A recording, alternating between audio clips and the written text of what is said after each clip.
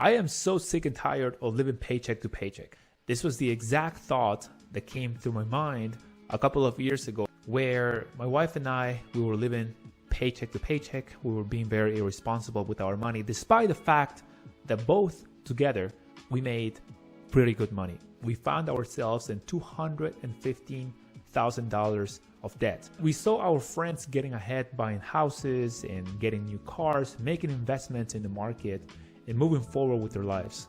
But us, not us. We were stuck on a never-ending rat race where the only goal in sight was for us to make it to the next pay period. And this was sad, honestly, because we did not make a little money, as I mentioned previously.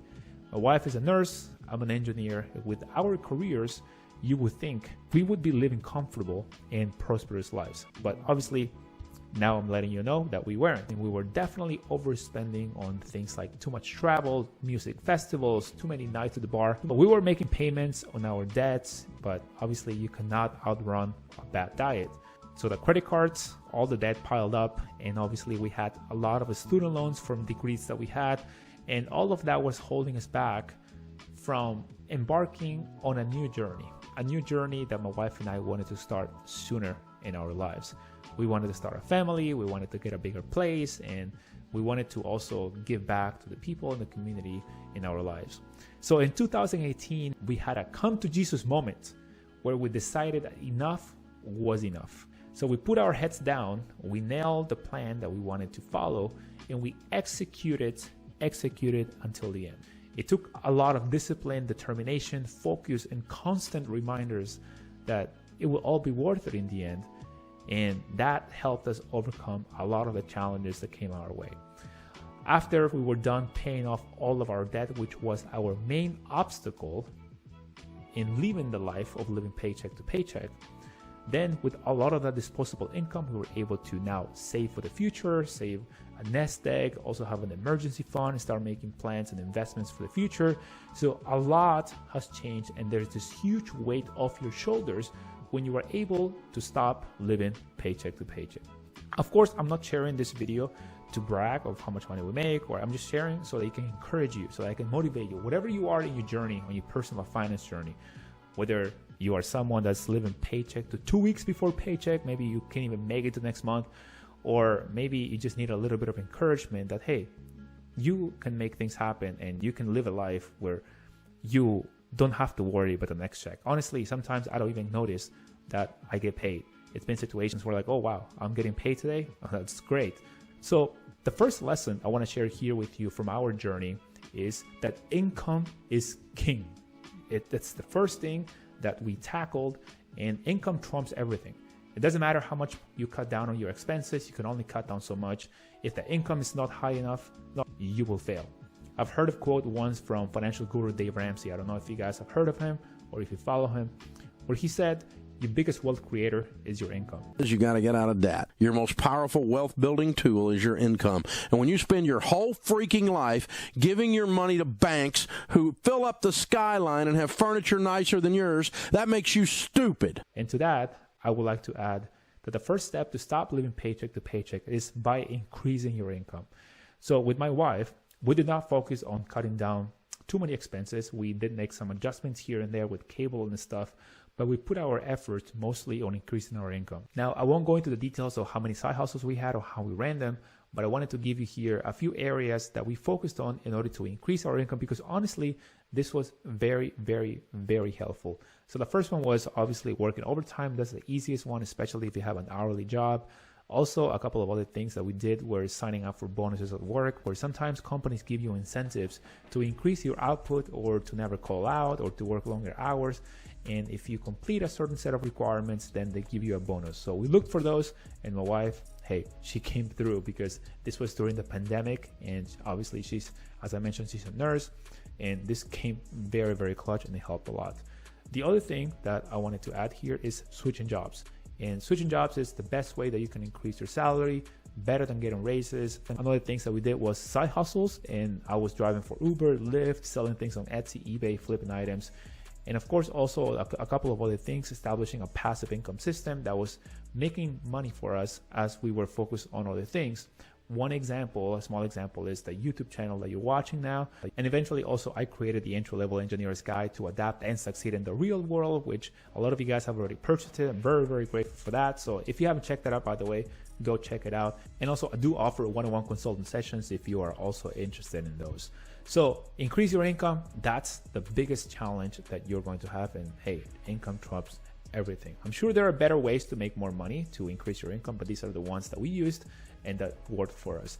Now, the second lesson I want to share with you, and I want you to stay with me here, is expenses. You need to control, you got to keep track of your expenses, otherwise they will control you. And it's simple. Your expenses must be less than what you bring in every month if you want to stop living paycheck to paycheck. In our case, we had a lot of subscriptions, we had cable, we were buying too much coffee outside, eating out too much, which, by the way, I encourage you and I dare you look at your statement and see how much money you are spending eating outside. When you start eating out lunch, when you go for dinner here and there, when you go meet with friends, and before you know it, a third of your budget, which is what actually happened to us, was going to just eating out and nightlife, and it was crazy. No regrets. We had a lot of great times, but now looking back, we're like, wow, okay, we could have done things just a little better. So personally, I believe cutting your expenses is more about your mindset.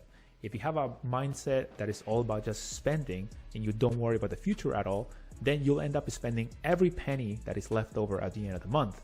This is the problem that must be tackled first. So here are a few areas that we identified was getting all the money that we were making. And of course, we're going to start with our basic expenses. This was all part of the budget and the key categories that we had. We had our basic expenses all laid out. Obviously, this includes food, shelter, transportation, cell phone, and then the bills on top of that we had. Obviously, we had cable, cell phone, and all this stuff. We had the money suckers, and the money suckers are the restaurants, the bars, the nights out, subscriptions, shoes, accessories, things that we wanted to buy and that we were buying unnecessarily, things that we would not need but we wanted. And then the biggest one where all our money was going, not as much as it should have, but it was the debt, especially the high interest debt. So if there's anything that you're going to learn from today's video, I want to encourage you to pay attention to the high interest debt, because that's going to be the one that's going to crush your income. For example, a couple of months ago when we were going over the student loans that we owed, the student loans, the statements give you a approximation of how much money you would have paid if you would make only minimum payments for the next 45 years. So for a loan that we originally had a balance of $23,000, if we would have made small minimum payments for 45 years, which was the length of the loan, we would have ended up paying about $146,000. So imagine that. Just by crushing that loan in its entirety, we saved ourselves $123,000 in the long run. That is crazy. So pay attention to those high interest loans. The next lesson I want to share with you from my experience living the life of living paycheck to paycheck is your mindset. Your mindset is going to make you or break you. This is honestly the most important part of becoming financially stable. And it's to have a growth mindset and to always live below your means. Personal Finance 101. It's always okay to strive for more and be motivated, but don't put yourself in a position where you're always catching up because you're trying to keep up with appearances, you're keeping up with the Joneses, and you have a BMW in the driveway that you can't even afford. You have a big house that you can't even make the payment on. You just bought brand new Jordans that cost you $500 and you can't even eat for a couple of days. That's crazy. So here are some keys to adjust your mindset and a few questions that I want to encourage you to think about. What is your why? Think about your why. This is going to carry you through the whole journey, the whole process. Why do you want to become financially stable? Why do you want to stop living paycheck to paycheck? When you're going through challenges, when you're going through obstacles, which you will inevitably go through, this answer to your why, it's going to keep you grounded and it's going to keep you going. Also, very, very important, set goals and keep your eyes on the prize. You need to make a spreadsheet. You need to track your progress. You need to know where your money is going, and you got to know also where you're going with your money. If you have no goals, then where are you going? Any road is going to take you anywhere, and you may end up somewhere where you don't want to be, which is what was happening with us. Is this the only way? Of course not. This is us, and I'm simply sharing it with you. The fourth lesson I want to share here with you, my friends, is everyone is running their own race. And by this, I mean that everybody's running their own race, comparison. And when I was in debt and I saw other coworkers and friends doing so much better financially, essentially with the same salary, because we had started working at the same time and we pretty much had the same job, it was difficult to understand and realize that I could be doing better.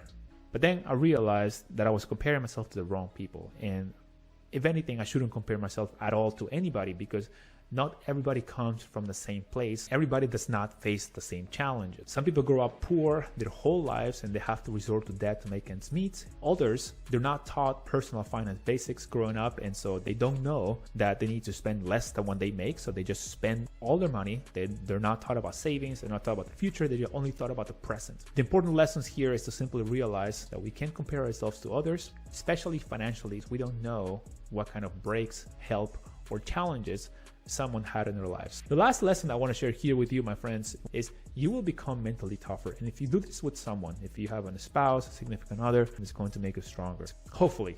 That's what happened to us when my wife and I went through hell and back to free ourselves from all the debt we had and living the life of living paycheck to paycheck. We kept looking at our expense tracker. There's a spreadsheet that we came up with, and it helped us keep track of all our expenses and all the loans that we kept paying off. And you have no idea how much motivation and energy it brought us, that every time we crossed something out and was paid off, it was so relieving, and it gave us more motivation to keep going. Always remember that there's no challenge that you cannot overcome.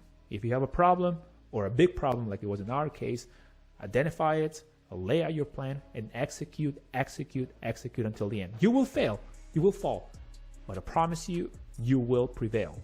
And I was talking with an engineering friend a couple of months ago. Fur, if you're watching this video, please let me know in the comments.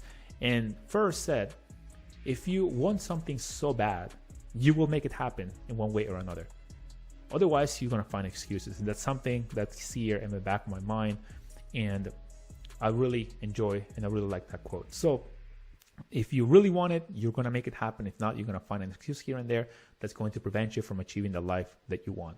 I want to leave you here with a quote from Robert Kiyosaki.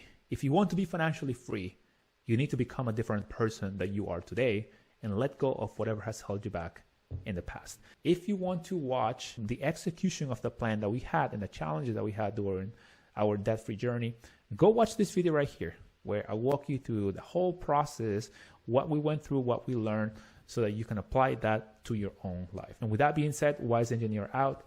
Peace.